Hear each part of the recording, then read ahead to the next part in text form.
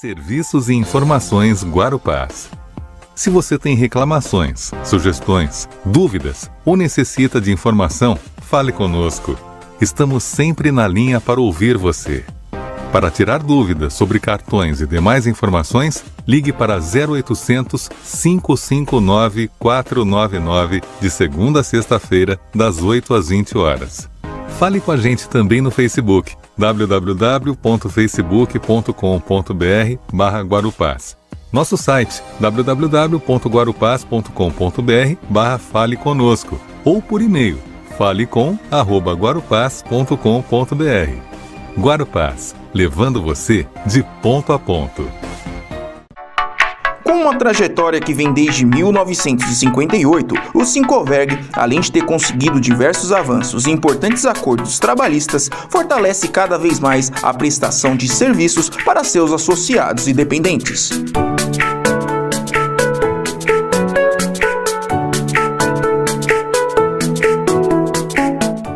Faça parte do Sincoverg e conheça todas as vantagens de ser um associado.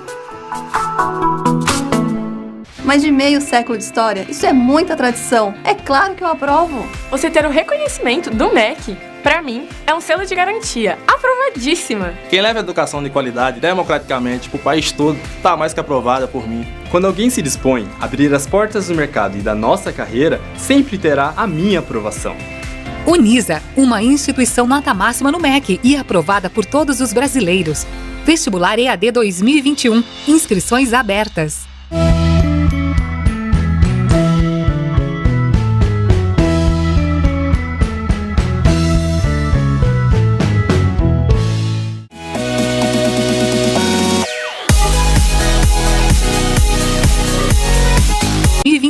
Inscrições abertas.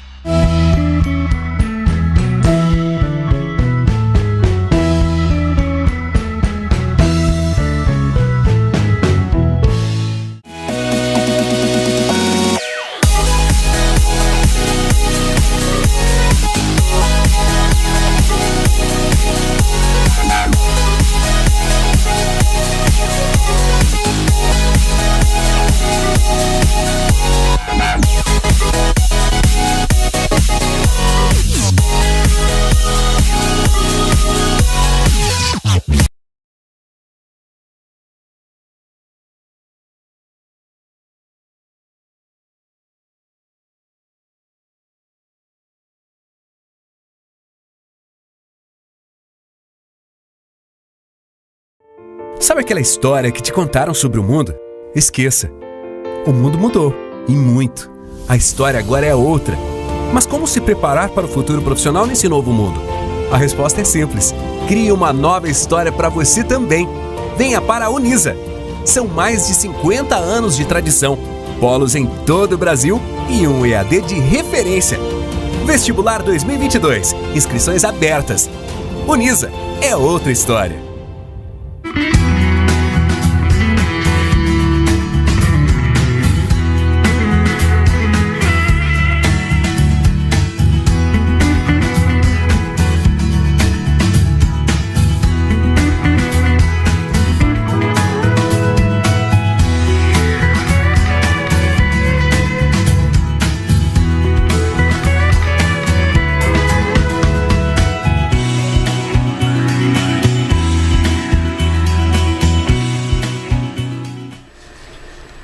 Muito bem, programa Tribuna Livre, diretamente da TBL Comunicação. Sejam todos bem-vindos. E olha só, essa primeira meia hora nós temos o apoio da ACE Guarulhos, Associação Comercial e Empresarial da nossa cidade. Silvio Alves, sempre nos apoiando aqui. Empresa Guarupás. E olha, dá um recado importante, hein?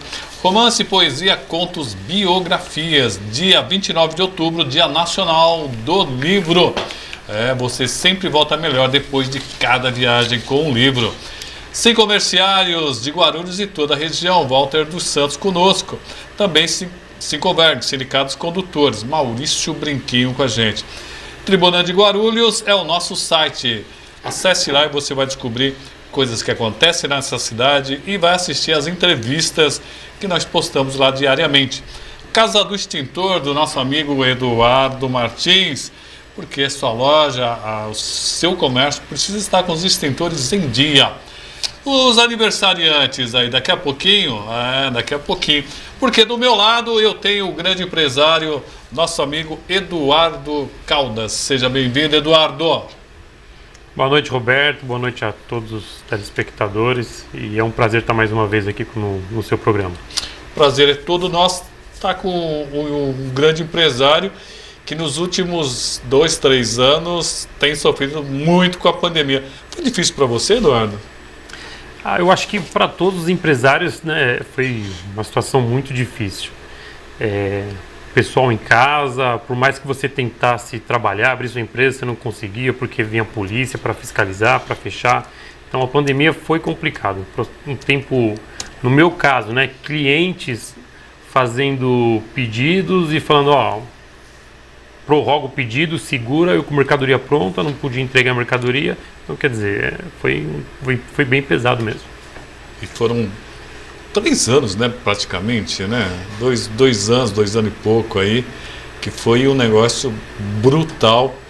E olha, eu nunca tinha visto uma coisa de parar tudo, fechar. Você andava nas ruas, estavam vazias. Era um apocalipse. No início, principalmente no início, né? Era uma coisa bem de apocalipse mesmo. E a gente não sabia, né? O que vai fazer? Para tudo, fecha tudo, como que paga as contas? Aluguel, dos prédios, como que faz? Então foi muito difícil, né, no início. Depois a gente acabou se acertando, faz uma coisa daqui, outra dali, né, começa a se envolver com outros meios que envolvem a pandemia, você toca o negócio. É claro que caiu muito, mas mesmo assim a vida segue. Foi assim que aconteceu. Não dá para parar, né? Bom, e agora para completar esse ano também foi muito difícil, e a eleição também está travando um pouquinho, né? O comércio, tem muita coisa ainda focado nas eleições. No meu caso, né, o que está acontecendo? As grandes empresas, todas elas ainda estão com o pé atrás. Os orçamentos que vêm de final de ano estão todos suspensos, né? Tudo suspenso. A impressão que eu tenho, estão esperando passar as eleições para definir o que vão fazer, se vão aí gastar, né? Mas aí vamos ver se vão gastar a verba que tem de marketing ou não vão. E até lá, se bem que agora é domingo também, né? Mas até domingo a gente não sabe o que faz. Mas esses 4 últimos meses tá difícil. Não só no meu segmento, eu tenho amigos, né, de outros segmentos também, e todos eles falam a mesma coisa. Qual a sua expectativa? Tá ansioso? Como é que você está? Pensando como empresário. Eu acho que é um misto de indignação com revolta, né? De ver tudo que está acontecendo. A expectativa as expectativas são altas, né? Com um novo governo. E eu acho que, dependendo da situação que vai acontecer, quem vai se eleger vai ter um bom trabalho pela frente, né? Então, a minha expectativa, é claro, eu sou de direita, então a minha expectativa é que o Bolsonaro vença. Você acha que é possível? A gente não sabe, né? É uma caixinha de surpresa. Mas é o que eu falo com as pessoas. Eu sou espiritualista, tenho uma casa espiritualista. O que a gente percebe assim, a gente vê muitas reclamações, né, do Bolsonaro falando disso, daquilo, mas o melhor governo para a população, para quem é religioso, né, tem uma religião, é o Bolsonaro, que a gente sabe que tem liberdade, porque o Lula vai ser uma caixinha de surpresa. A gente tem na Venezuela lá o governo Kirchner, né, a família Kirchner, na Argentina, que comandou lá a Argentina, foi de pouquinho em pouquinho até que conseguiram implantar agora o desastre econômico. Assim foi na Venezuela também, agora a gente tem no Chile, na Colômbia, e todos os países da América do Sul estão seguindo o mesmo caminho. Então, o programa do Lula, se entrar, é fazer a mesma coisa. Fez lá os 14 anos de governo, agora vai entrar, né, com a raiva que ele está, com a ganância, querendo descontar, né? Essa é a verdade. Até o discurso dele, você vê o discurso dele agora, né? É um discurso raivoso, né? Não tem mais aquela paz que ele tinha antes. Antes ele não tinha tanto conhecimento. Agora ele tem um pouco mais de conhecimento de política, só que tá com muita raiva. Ele quer pegar todo mundo, prender todo mundo, mesmo não tendo o poder de prender, ele quer prender, né? E o governo do estado de São Paulo, como é que você vê? Eu acho que o governo do estado de São Paulo já está certo, o Tarcísio, e vai fazer um bom trabalho, né? O trabalho que ele fez na economia, o trabalho que ele fez na gestão da pasta dele, né? Sem dinheiro, fez muita coisa. Então, o São Paulo com muito dinheiro, eu acredito que vai fazer muita coisa, principalmente para os empresários. Vai facilitar muito a vida dos empresários. Uma preocupação que eu tenho, até quero a sua visão, né? São Paulo é gigantesco. São Paulo é gigantesco e tem problemas infinitos. Alguém que não conhece o estado, você acha que pode gerir direitinho o estado ou não? Eu acho assim, nem o Tarcísio, nem outros candidatos conhecem São Paulo, né? São Paulo é muito grande. Então a pessoa fala assim, o Tarcísio não conhece, mas ele não conhecia o Brasil inteiro e fez uma boa administração. Então a pessoa fala assim, o Tarcísio não é de São Paulo, isso não é problema. A situação é colocar a pessoa certa nos lugares certos e fazer uma boa gestão. Sabe onde estão os problemas chegam até ele, sabe o que precisa fazer, tocar. Até mesmo porque no estado de São Paulo, uma boa parte de obra, de infraestrutura já está em andamento, né? O que tem que fazer é terminar. O que é preciso fazer para esse Brasil melhorar, hein? Eu acho que ele está meio parado ainda, Eduardo. Na minha opinião, o sistema político do Brasil é muito amador ainda, né? Eu acho que nós somos uma democracia, mas uma democracia muito nova e as pessoas, a população ainda não tem consciência de uma democracia. Eu falo, brincando, falo assim, olha, o brasileiro não tem condições nenhuma de ser democrata, né? Não sabe escolher o que é melhor para ele. A cultura do povo brasileiro ainda é muito baixa. Conhecimento é muito pouco de política, de saber o que os governos precisam fazer numa gestão financeira, desconhece o que é um banco central, toda a parte econômica desconhece, relacionamento com os países, né, com os países parceiros, então a população desconhece. E o que é mais engraçado é assim, a população se mira sempre lá nos Estados Unidos, né? Fala assim, olha, eu quero ir para Disney, eu quero um iPhone, seja lá o que for, tudo é americano. Mas não percebe que a cultura americana é completamente diferente da nossa, né? A cultura americana, apesar de já ter uma base muito sólida, né, na democracia, lá é um país confederativo, nós somos um país federativo, então... No nosso caso, uma federação é muito complicado. A confederação nos Estados Unidos ajuda muito com que cada estado siga suas leis, suas regras, a sua política financeira e de impostos, né? E tudo isso facilita para a população. Você vê o que está acontecendo agora na Califórnia. A maior parte das empresas do Vale do Silício estão saindo do Vale do Silício e estão indo para onde? Para o Texas, né? Por quê? Porque lá a vida do texano é bem melhor do que do pessoal que está na Califórnia agora, que é um governo de esquerda. Então, lá na Califórnia, eu acho que nós estamos há 2, 3 gestões com governos de esquerda, e você vê a migração de grandes empresas saindo da Califórnia, do Vale do Silício, indo para o Texas. Por quê? Porque no Texas é de maioria de direita, né? Então, eles sabem que indo para o Texas, eles conseguem tocar a empresa deles, fazer grandes investimentos e não vão ser importunados pelo governo. O que o empresário espera do próximo governo, hein? Efetivamente, né? Primeiro, uma carga tributária menor. A nossa carga tributária é muito pesada, né? E é um outro ponto que eu até ia falar, né? A carga tributária lá nos Estados Unidos é leve, é suave. Então, a pessoa vai comprar lá o telefone dele, ele passa no caixa e paga o imposto. Aqui no Brasil, não. Aqui eles embutem os impostos, que é para a população não saber quanto está pagando de imposto.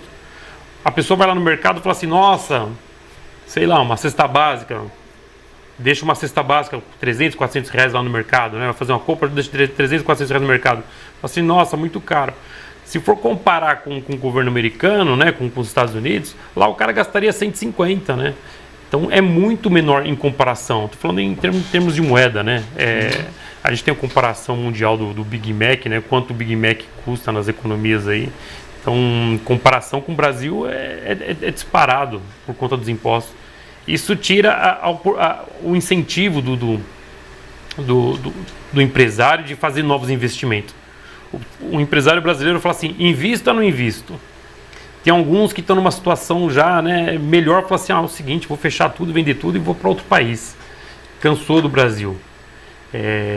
Isso é triste, né? Você vê pessoas que estão aqui um tempão desanimando, perdendo a confiança, né, no nosso país e fechando as portas, indo para outros países. Isso é triste. Quem está nos acompanhando aqui é o Mauro Camina. Boa noite, Roberto, e boa noite, convidado. Gostei da opinião e a visão de um empresário, desse empresário. Bolsonaro é muito melhor, é uma opção melhor, e Tarcísio é melhor para São Paulo. Tanto para os empresários como para os jornalistas, programas de TV, com o PT está fadado a fechar e a censura vai virar moda. Você acha que está tendo censura no Brasil ou não? Olha, me parece, né, pelo meu ponto de vista, o que estão fazendo, opinião, né? O que estão fazendo é uma censura. Estão censurando aí mídias, né? Porque eu acho o seguinte, olha, a gente tem justiça. Se a pessoa se sente ofendida com alguma determinada situação, vai procurar justiça. Não tem que uma justiça eleitoral, tribunal eleitoral, ir lá falar assim, não, você não pode falar isso, você pode falar. Isso é censura, né? Proibindo a nossa liberdade de expressão. Eu acho que isso é um absurdo. Eu volto a falar da questão política também, né? Da religiosa. As pessoas falam assim, olha, o Bolsonaro fica brigando na parte religiosa e o nosso Estado é laico. Eu concordo que o Estado é laico, mas o governo não é laico. O governo ele pode opinar, né, a sua religiosidade. Ele pode falar, olha, eu sou de tal religião, e as pessoas acham que não. Fala assim, ó, porque o Bolsonaro é o presidente, não pode falar de religião porque o Estado é laico. As pessoas, então, a maior parte das pessoas da esquerda não sabem nem o que é um Estado laico, né? Elas têm que ver o que é um Estado laico, como a gente tem lá no caso do Irã, né? Vaticano, né, que é um Estado laico também. Então, as pessoas têm que verificar melhor antes de falar qualquer situação. As pessoas que têm uma religião, né, aqui no Brasil hoje, deveriam de analisar o que está acontecendo. Olha, no mundo submundo, né, no mundo das energias espirituais, a gente está numa guerra do bem contra o mal, né? E não é só no Brasil, é no mundo inteiro. Tá meio complicado essas eleições. Eu vou comentar isso com você, Eduardo. Tá tendo muita raiva, muito ódio, tá tendo morte, tá tendo gente brigando com parente, pai, filho. É um negócio meio complicado.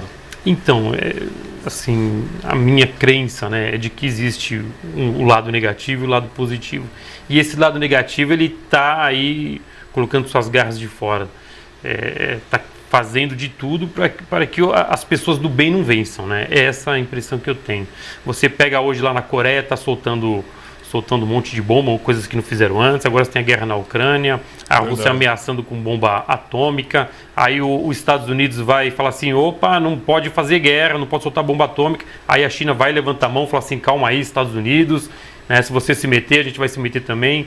Então, nós estamos olhando muito aqui para o Brasil, para as eleições. Mas nós temos que olhar para o resto do mundo que está acontecendo também, né?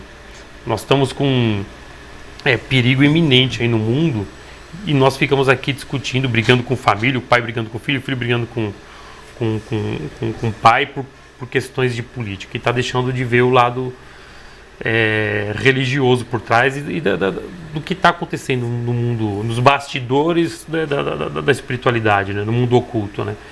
É uma guerra do bem contra o mal. Essa é a minha visão. Eu vi muita gente se engajando a favor do Bolsonaro. Você também se engajou? Porque eu senti muita gente indo para a rua ou até ajudando mesmo de boa vontade. Você também fez isso, não? Roberto, eu não fiz isso, até mesmo porque eu acredito que nós não vamos conseguir convencer o próximo com um adesivo no carro ou segurar uma bandeira. Você vê, se nós formos discutirmos com uma pessoa que tem o voto no Lula, vai arrumar briga. Então tem que ser da consciência da pessoa querer votar no Bolsonaro. Eu tenho um sobrinho, 22 anos, ele estuda, passou agora, acho que está no segundo ano, no Lago de São Francisco. E o voto dele é no Lula. Eu não consigo convencer ele de que a direita é melhor. E ele não consegue convencer você que a esquerda é melhor. Não consegue, né? Não vai conseguir, porque não tem... Se a gente pega o governo do Lula, 14 anos de roubo, né? Foram roubos. Então como que eu vou votar numa pessoa que roubou? Aí é o que o pessoal vive falando. Vamos mostrar para os nossos filhos que o crime compensa? As empresas todas saqueadas. Então, por mais que fale assim, o Lula não foi condenado. Não foi condenado, não. Ele foi condenado na primeira, segunda e terceira instância, né? O que aconteceu, anularam. É uma anulação do processo. Então, ele foi condenado, sim. O processo está cheio de provas lá de que ele cometeu crime. Só que jogaram para debaixo do pano. As pessoas gostam de se enganar, essa é a verdade. Por isso que eu volto a falar. É muito difícil o Brasil ser um país democrata 100% por conta da cultura das pessoas. Muito bem, aqui o Peninha está dizendo assim, ó, nosso amigo Peninha, isso acontece porque a justiça é falha. Carlos Novaes está mandando parabéns pelas suas palavras.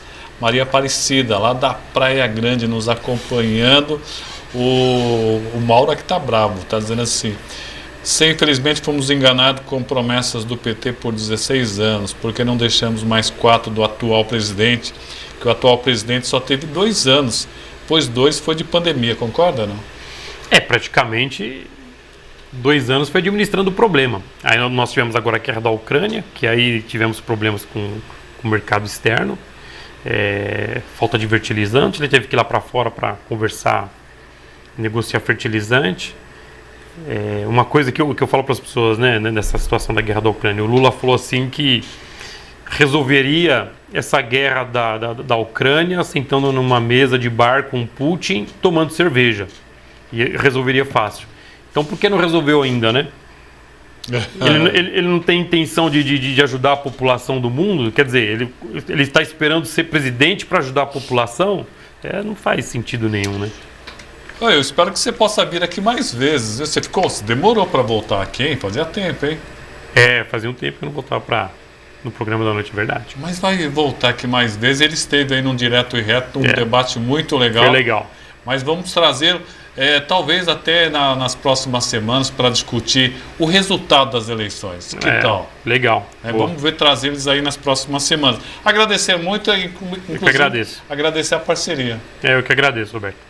Para mim é sempre um prazer estar aqui com você e com os telespectadores.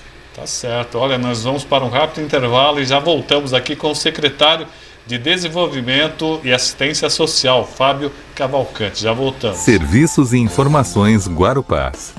Se você tem reclamações, sugestões, dúvidas ou necessita de informação, fale conosco. Estamos sempre na linha para ouvir você. Para tirar dúvidas sobre cartões e demais informações, ligue para 0800 559 499 de segunda a sexta-feira, das 8 às 20 horas. Fale com a gente também no Facebook, www.facebook.com.br/Guarupás. Nosso site, www.guarupás.com.br/Fale Conosco, ou por e-mail, falecom@guarupás.com.br. Guarupás, levando você de ponto a ponto. Com uma trajetória que vem desde 1958, o Sincoverg, além de ter conseguido diversos avanços e importantes acordos trabalhistas, fortalece cada vez mais a prestação de serviços para seus associados e dependentes.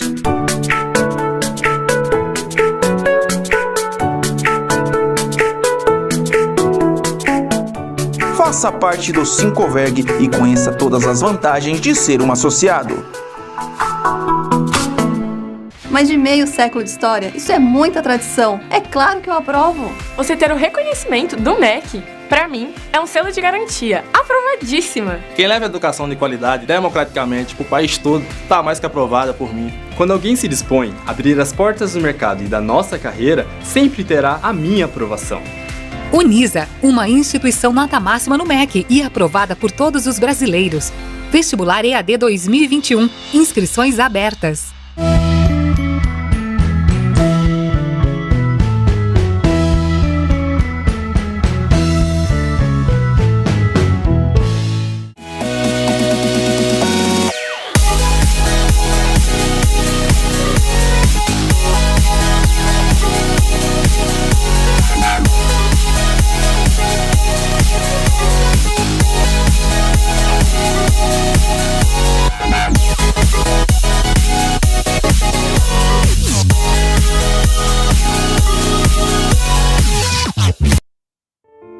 aquela história que te contaram sobre o mundo? Esqueça. O mundo mudou, e muito. A história agora é outra. Mas como se preparar para o futuro profissional nesse novo mundo? A resposta é simples. Crie uma nova história para você também. Venha para a Unisa. São mais de 50 anos de tradição, polos em todo o Brasil e um EAD de referência. Vestibular 2022. Inscrições abertas. Unisa é outra história. Super tranquilo. Muito bem, voltamos aqui para o segundo bloco. E esse segundo bloco nós temos o apoio da FESMA, empresa da nossa região que exporta para o mundo todo. Também da Simpospetro, Sindicato dos Empregados em Postos de Serviços de Combustíveis.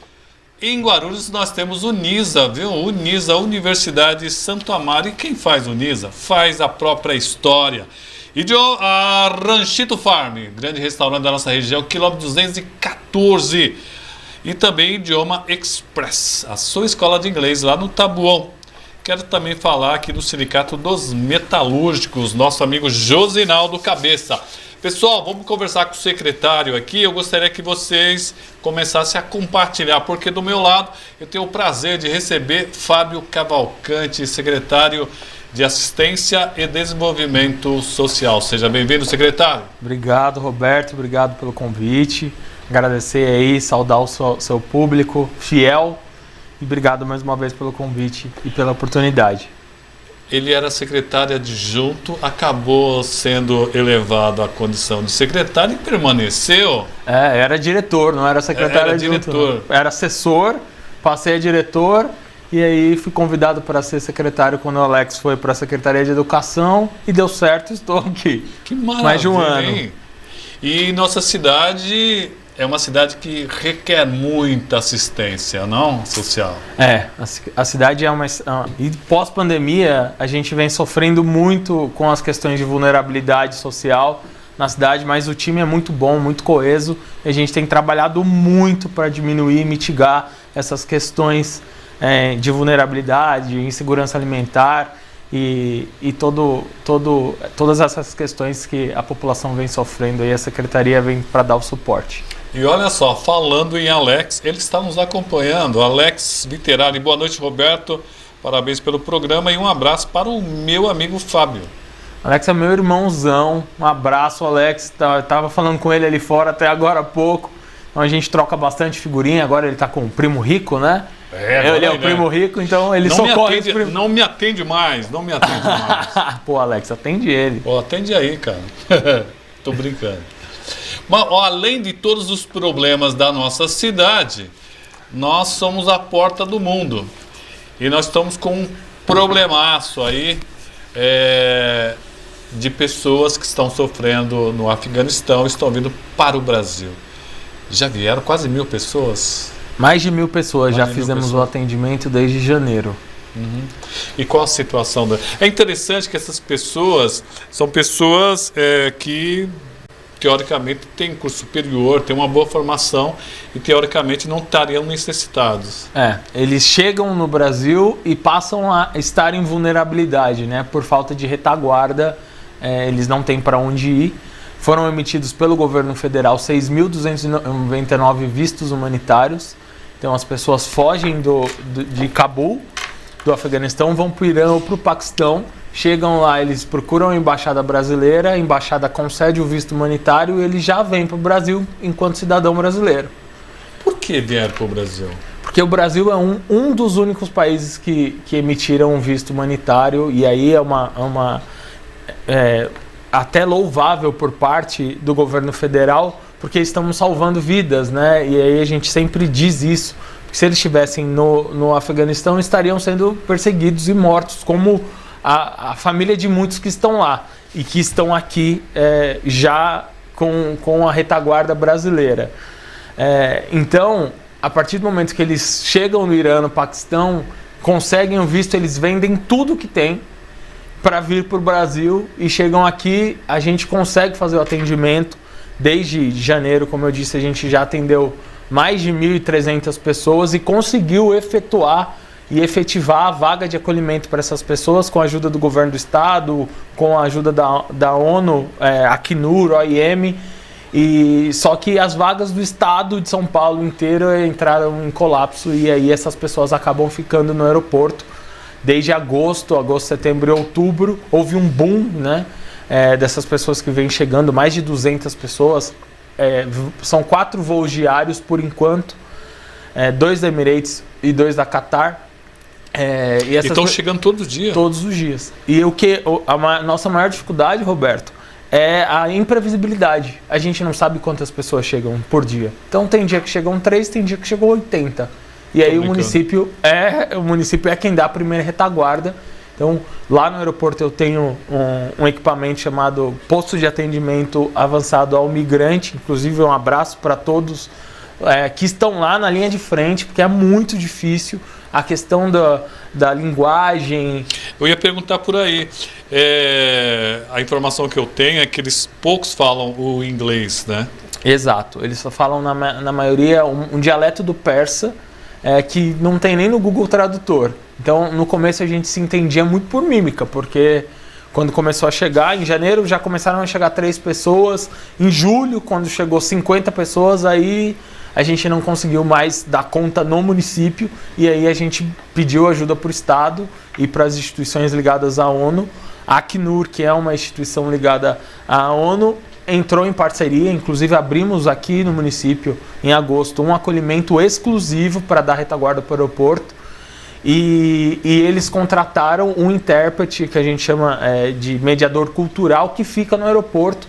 É uma pessoa que já chegou em agosto, no começo do ano, em janeiro, que já está familiarizado com o português e que vem dando suporte para essas pessoas, porque entende da cultura. A gente tem as questões mais difíceis de lidar, são as questões religiosas, que são sunitas com xiitas, e a Secretaria de Assistência Social não tem conhecimento, não estava apropriada, né, para a gente dar o melhor encaminhamento, mas a gente buscou se apropriar. A equipe é uma equipe que trabalha muito, uma equipe muito dedicada, que vem dando suporte da melhor forma possível, mas é uma demanda gigantesca que caiu no colo da cidade de Guarulhos. E o seguinte, ainda temos hoje lá quantos? 119. Nossa, bastante, hein? 119 pessoas, ontem tinham 100, hoje chegaram mais 19 pessoas. Então a gente dividiu a operação acolhida em 3 partes. Primeira parte é por parte do município, né? Responsabilidade do município. Em conversa com o prefeito Gucci, ele falou, pelo amor de Deus, vamos dar a melhor assistência para essas pessoas, a melhor acolhida da melhor forma possível. Então a gente garante a segurança alimentar. Então eu vejo nas grandes mídias falando que eles estão passando fome. É mentira, mentira. A gente garante café da manhã, almoço e jantar todos os dias no aeroporto. E ainda com a ajuda de voluntários, os voluntários estão fazendo uma grande diferença. Garantimos água, garantimos cobertores, todo o emergencial a Prefeitura de Guarulhos que faz. A Prefeitura de Guarulhos referencia todas essas pessoas que estão no aeroporto, encaminha elas para uma central do Estado, que é quem gerencia todas as vagas do Estado. Então, o Estado é quem gerencia as vagas e fala, tem vaga em Morungaba, tem vaga em São Paulo, na cidade de São Paulo, tem vaga em Poá. Então, aí, esse feedback vindo por parte do Estado, a gente faz um encaminhamento e muitas vezes garante o transporte dessas pessoas que estão lá. A gente pega realmente, coloca dentro do ônibus, encaminha para lá, ainda faz os primeiros acompanhamentos para saber se está tudo em ordem, porque a gente tem uma questão muito forte no aeroporto e o posto humanizado. Uma das questões com que ele foi criado foi o combate ao tráfico de pessoas. Então a gente tem que tomar cuidado com isso, com a grande mídia dando visibilidade para isso. A gente notou que acontecem muitos casos de aliciamento mesmo dentro do aeroporto, e a gente tem combatido isso trocando o pneu realmente com o carro andando. Que além de dar o suporte, além de dar alimentação, além de assistir essas pessoas, a gente tem que trabalhar no combate das pessoas ruins que vão lá tentando aliciar, tentando traficar mesmo, essa é a palavra, as pessoas, ou envolver em trabalho escravo. Então a equipe tem que ficar o tempo todo dando conta dessa demanda. Vale lembrar que, como eu já disse, né, tem muita gente...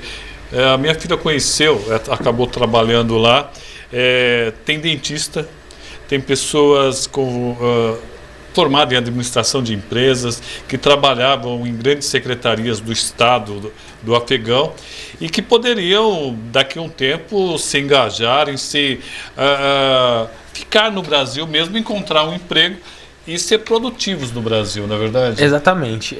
A gente já recebeu juízes lá, para você ter noção. E a primeira leva veio de juízes e foi por isso que o presidente da República abriu isso de uma forma geral, emitiu mais de 6 mil vistos, foi por causa essa demanda de juízes que vieram. E aí a gente, quando chegou esse juiz, a gente teve retaguarda e muita gente veio, né? Veio o sindicato dos juízes, dos magistrados, a gente recebeu visita de todos. Eles ficaram na Asbrad, inclusive a Dalila dá um suporte pra gente gigantesco nesse sentido. Mas a ideia dos acolhimentos do município, hoje nós temos 2 acolhimentos. Um é extremamente emergencial, porque o prefeito pediu para a gente acolher as pessoas que estavam à época com deficiência, idosos e etc. Então a gente abriu um acolhimento para 20 vagas na região lá do Ponte Alta, do Anita Garibaldi, e tem um aqui do lado da Secretaria da Educação com a Caritas. Que é aqui também quem dá o suporte para a gente. Então a ideia desses acolhimentos é a gente já inserir as aulas de português para essas pessoas, porque só falando português a gente consegue pensar na reinserção do mercado de trabalho. Porque não adianta a gente tentar fazer uma reinserção no mercado de trabalho agora, onde a gente não consegue nem se comunicar com eles e eles não conseguem se comunicar com a gente. E muito menos uma vaga de trabalho. Então, a ideia é um curso intensivo de português, inclusive o Alex na Secretaria de Educação me ajudou muito com isso, o Alex e a Fábia. Então, a gente conseguiu, dentro dos acolhimentos do município, estar dando essa retaguarda de aula de português para assim a gente conseguir fazer a reinserção deles no mercado de trabalho. Parabéns, um trabalho realmente fantástico e necessário, né? Eu acho e penso, né, que o governo do estado e também o governo federal poderia dar até um suporte maior, né? Porque Guarulhos também já tem os seus próprios problemas com pessoas em situação de rua que é bastante grande. Bom, e a secretaria na sua mão e na mão do Alex acabou crescendo cada vez mais, né? Está bem grande agora. Deu certo, graças a Deus, a gente conseguiu dar continuidade no trabalho. Eu era muito próximo ao Alex, né? Continuo, mas agora em instâncias diferentes, e a gente conseguiu dar continuidade no trabalho que a gente já estava executando e conseguiu usar da criatividade e aí conseguir mais espaços e mais retaguardas e mais parceiros para que a gente consiga alcançar mais pessoas, que essa é o trabalho da secretaria, né? Como é que foi? A Secretaria de Saúde também acabou ajudando vocês? Foi pensado em vacinação contra o Covid? Como é que foi isso? Na verdade, a gente, nas primeiras pessoas que chegaram, a gente teve uma conversa com a Anvisa. E aí eles mostraram uma preocupação por parte da baixa cobertura vacinal lá no Afeganistão, principalmente depois da invasão do Talibã. E aí eu sentei com o Silvio, secretário adjunto de saúde, e com o Dr. Ricardo Rui, e a gente conseguiu desenhar um plano para que essas pessoas que fiquem no aeroporto tenham a retaguarda do município. Então, hoje, inclusive, hoje é quinta-feira, hoje todas as pessoas que estão no aeroporto foram vacinadas. Tem um médico que faz acompanhamento. Eu ia perguntar sobre a questão da saúde também. Lá no aeroporto a GRU tem sido uma parceira, eu não consigo nem medir, porque a gente se ajuda muito nesse sentido. Então a GRU tem um posto médico dentro do aeroporto para atender urgência e emergência. Então, quando tem uma criança com febre no aeroporto, é uma questão de urgência e emergência, porque a gente não consegue saber porque essa criança está com febre. Então a GRU tem dado esse suporte na questão de urgência e emergência, e a saúde tem também dado suporte na questão médica. Então, pelo menos uma vez por semana vai um médico até o aeroporto fazer o acompanhamento dessas pessoas que estão lá no aeroporto. E dá vacina, a gente atualizou a carteira de vacinação de todos que estão no aeroporto hoje. E eu acho que já foram 6 ou 7 ações dessa. Então a gente já regularizou a carteira de vacinação dessas pessoas que estão no Brasil, e mais ou menos umas 700 pessoas. Quero agradecer ao doutor Jamil, da UNG. Ele acabou ajudando um refugiado, inclusive, a arrumar uma bolsa ali na UNG para esse jovem. Ele é um dos poucos que falam inglês. E também agradecer a Abdo Mazlum, que eu acabei ligando para ele, para ajudar numa situação de um refugiado. E ele prontamente esteve muito presente. Solícito. O Abdo também me ajudou muito no começo dessa demanda, que a gente precisava entender como que funcionava essa questão religiosa e cultural. O Abdo e o Walid, também da Secretaria de Direitos Humanos, me ajudou muito, me explicou, me deu aula. Eles são muito bons isso aí. Eliene, é isso, Eliene. Boa noite, Roberto. Um abraço para o meu secretário, Eliene Oliveira, é isso? Eliene é a esposa do meu presidente, do presidente do PSC, o José Oliveira. Um abraço, Eliene, um abraço, presidente.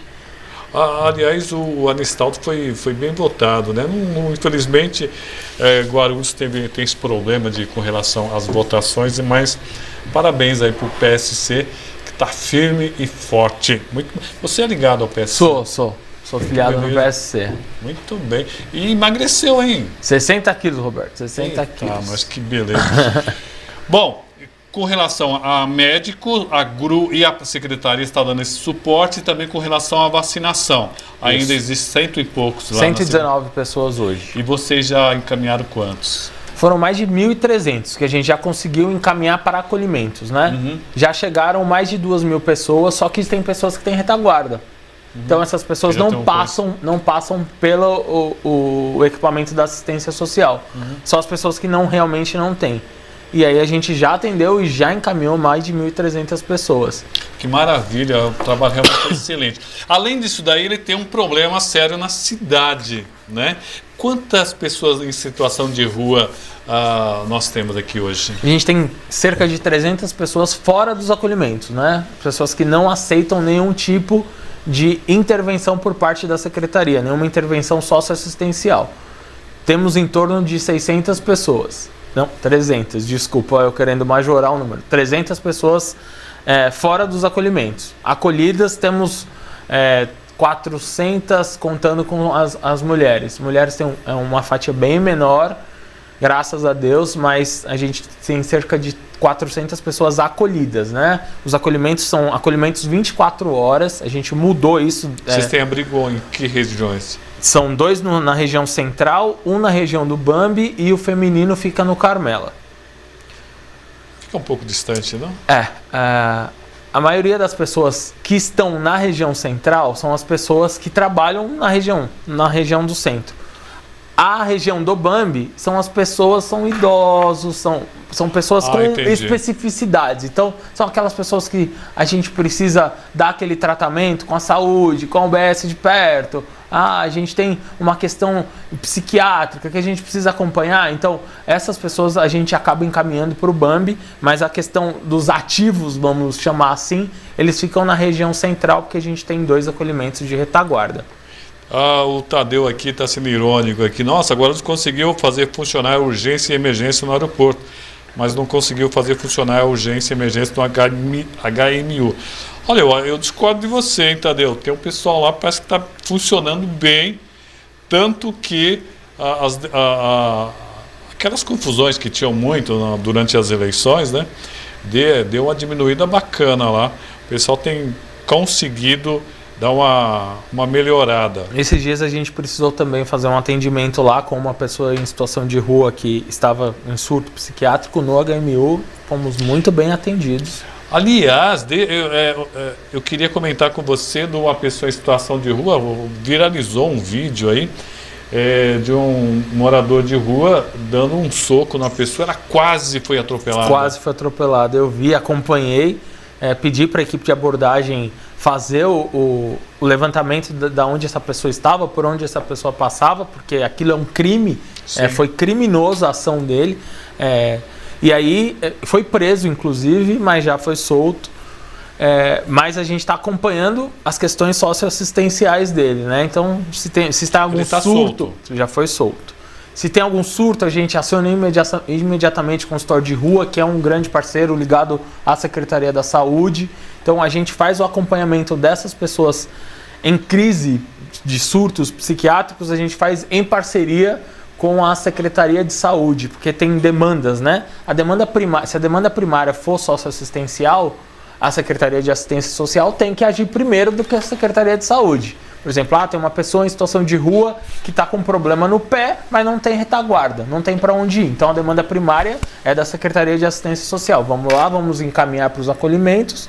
Depois dos acolhimentos, a gente faz o encaminhamento de saúde. Mas se eu estou com uma pessoa em surto na rua, agredindo alguém involuntariamente do nada... Qual o tratamento? Qual a posição da Secretaria? A gente faz o acionamento da Secretaria da Saúde. A Secretaria da Saúde aciona o SAMU ou os médicos de retaguarda do consultório de rua e faz o encaminhamento dessas pessoas. Aí eu acho que o secretário de Saúde tem mais propriedade de falar os ritos que são seguidos, mas a gente sempre trabalha em parceria nesse sentido. Ele não pode ser detido. Ele foi detido e aí, através de uma questão jurídica, ele foi solto. Eu acredito que por algum motivo que eu não consegui acompanhar, mas eu pedi para nossa equipe de abordagem social fazer o acompanhamento dessa pessoa mais próximo para que a gente consiga evitar. Mas como é um crime, né? Então a Secretaria de Assistência não tem muito o que fazer nesses casos, né? A gente tem que garantir algumas coisas por parte dele. Então eu enquanto garantidor de direito, eu tenho que garantir, mesmo que o direito dele seja não sair da rua. Que muitas pessoas não querem sair da rua. E a Secretaria de Assistência Social, enquanto garantidora de direito, a gente tem que garantir o direito dele de permanecer na rua. Verdade. A Jéssica Carolina está te mandando um beijo. Mande outro para ela. Mande aí, ó. Você. Jéssica, um beijo, obrigado, saudade da faculdade, hein? E vocês estudaram Estudamos juntos? Estudamos juntos. Muito bem. Eu queria continuar nessa questão aqui ainda do pessoal de rua, porque é um negócio complicado. O almoço que é dado no restaurante popular é sobre sua responsabilidade? Sim, né? sim. Vocês têm 2 restaurantes hoje? Temos 3. 3? Quais são? Nós temos o restaurante Centro, que fica na Monteiro Lobato, o restaurante Pimentas, uma travessa da Juscelino Kubitschek, e o restaurante Tabuão, que fica ali na Praça 8. Uhum. Mas o público é muito diferente de um para o outro. Sim. O restaurante do Centro é onde a gente faz mais atendimento à população de rua. O restaurante Tabuão, a gente atende basicamente o entorno de lojas e comércios. E o restaurante Pimentas é um público idoso, que está em vulnerabilidade social. Eu fui é interessante que o pessoal acaba indo lá para almoçar mesmo. Exatamente. São idosos. E vocês fazem uma coisa legal que ele pode pegar até 2 marmitas. É isso. Então eles pegam o almoço e a janta. Eu achei fantástico isso. E aí nas sextas-feiras eles querem mais, porque eles já querem levar para o final de semana, que os restaurantes estão fechados no final de semana. Inclusive o prefeito tem me cobrado que a gente consiga efetuar a abertura desses restaurantes nos finais de semana. E aí a gente está em estudo para ver como é que vai fazer isso, porque o impacto financeiro é muito grande. Mas aí é uma das questões que o prefeito vem cobrando e a gente tem que resolver. E a secretaria mereceria uma verbinha um pouquinho maior para esse tipo de trabalho, que realmente é maravilhoso aí. E está realmente de parabéns. Bom, agradecer o pessoal que está nos acompanhando. Eu já falei, Eliane, olha, boa noite aqui, boa noite, muito boa noite, Eliane, nossa amiga aí, tá mandando outro abraço aqui pro secretário. Obrigado aí para você que está nos acompanhando. Eliane vai fazer aniversário domingo, inclusive aproveitar o espaço. Eliane, parabéns, não vou dar parabéns porque é só domingo, mas sinta-se abraçado até domingo. Tem muito trabalho até lá, né? Aliás, tem eleição esse domingo, esse final de semana. E vocês têm trabalho no final de semana? Não tem plantão? Como é que funciona isso? Temos. A gente tem os equipamentos de alta complexidade, que são os acolhimentos, são 24 horas, né? Então, 7 dias por semana? 7 dias por semana. Por isso que a importância da gente entender como funcionava antigamente e como a gente passou a tratar a população de rua. A população de rua ia apenas dormir num equipamento, hoje é a casa dele. Ele pode ficar lá acorda, toma café, almoça, janta, tem a recreação, tudo dentro do acolhimento. Antigamente ele entrava, comia, tomava banho, dormia e saía. Ficava na rua. Não, hoje não. É a casa dele, esses 4 acolhimentos que eu te disse, a gente tem retaguarda para isso. Então, são serviços 24 horas. Fora isso, nós temos as ILPIs, que são as instituições de longa permanência para os idosos sem retaguarda familiar, e questões socioeconômicas vulneráveis também. A gente tem 6 acolhimentos nesse sentido para idosos e temos também os acolhimentos para criança e adolescente. Então, a alta complexidade toda é 24 horas. Vocês se preocuparam com a questão da vacinação de pessoas em situação de rua? Sim, sim, nós fizemos... Conseguiu fazer a vacinação? Conseguimos. Muita gente não quis, né? Muita gente não quis. A gente abriu um acolhimento voltado só para a retaguarda do Covid para as pessoas em situação de rua, porque a gente não sabia como ia... Foi tudo muito novo, então a gente não sabia como o vírus ia se comportar com a população de rua. Nós tivemos... disponibilizamos 10 vagas inicialmente e a gente teve pouquíssimas pessoas, graças a Deus, em situação de rua com Covid. Eles não pegam. O corotinho, eu acho que... É o que eu sempre falei, eu acho que aquilo acabou salvando a vida deles.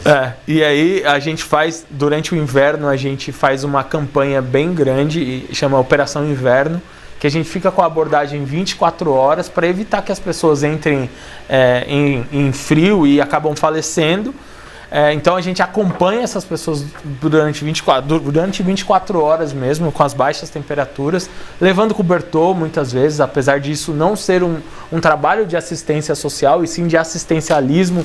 A gente dando cobertor para uma pessoa, a gente não consegue fazer o vínculo com essa pessoa e trazer ela para dentro dos equipamentos e conseguir reinserir elas no mercado de trabalho, reinserir a sociedade novamente. Então não é uma das ações que a gente busca fazer, mas durante o frio é incontestável.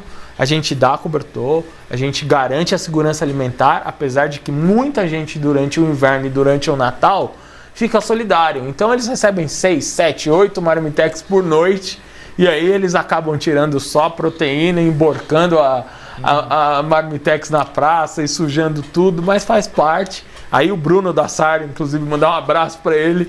Eu ligo para ele e falo, Bruno, tem que limpar aqui a praça, porque ele falou, cara, tá bom, beleza, vamos lá. Eu até sei o que ele responde. Você conhece? Conheço bem. Rapaz, vamos agradecer muito o secretário que está aqui conosco. Espero que ele tenha grande sucesso. Aliás, esse ano você não teve muito problema com o frio, né? Foi mais tranquilo, né? Graças a Deus a gente teve um boom antes do inverno. Foi. Durante o inverno foi mais tranquilo. Antecipei a Operação Inverno, inclusive ela está até agora, ao final desse mês, porque a gente teve período anterior e período posterior. Então todo o meu planejamento durante o frio foi embora. Hein? Tem alguma campanha daqui para o final do ano? Temos, a gente vai fazer a ceia de Natal para pessoas em vulnerabilidade, inclusive é a segunda esse ano. O ano passado nós conseguimos fazer e é muito emocionante a gente conseguir fazer, porque a gente ouve pessoas falar, fazia 6 meses, secretário, que eu não comia carne, não comia proteína. Então isso é muito gratificante a gente conseguir levar, porque a Secretaria de Assistência Social socorre com a cesta básica. A gente não tem retaguarda de proteína, então as pessoas elas comem o que tem. E a insegurança alimentar no Brasil aumentou exponencialmente, né? E aí a gente vem fazer essa ceia de Natal para as pessoas em vulnerabilidade, inclusive nos espaços dos meus primos ricos, nos céus. A gente faz em parceria, faço nos restaurantes populares. A gente vai fazer um no Adamastor para a população de rua, já está definido, defini com a Alex e com a Fábia. Então essas são questões pontuais que a Secretaria já faz, né?